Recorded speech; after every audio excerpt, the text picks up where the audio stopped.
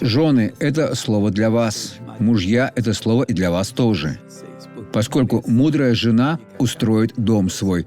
Но это относится к человеку вообще, как к творению Божьему, к тому, кто понял волю Божью. Поскольку нет ничего лучше, чем устроить свой дом со страхом Божьим, с уважением. Есть люди, которые предавались колдовству, волшебству, другим практикам, были спасены, но им не важно, что происходит в Доме Божьем. Внемлите откровением, и вы устроите свой дом. И в Библии сказано, что глупое разрушит его своими руками. Это притча 14.1. Нет, вы не глупы, вы человек от Бога, который победит во имя Иисуса. Этот человек победил. У меня была боль в колене.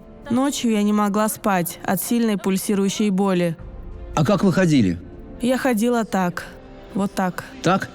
Теперь ходите нормально. Дойдите до сюда. Давайте. Так, так. Осторожно, не упадите. Теперь вернитесь туда. Вернитесь туда. Пробегитесь. Иисус благ. Аминь. Я счастлив. Теперь пришло время и вам победить. Я протягиваю свою руку. Протяните свою. Отец, я сейчас касаюсь через веру этого человека. Я провозглашаю уход зла из его жизни. Я обличаю и говорю: вон, оставь эту жизнь во имя Иисуса. А вы скажите: я верю. Благодарю, Иисус. Будьте тем благословением, которым Бог хочет, чтобы вы были, и Он уже все подготовил для этого.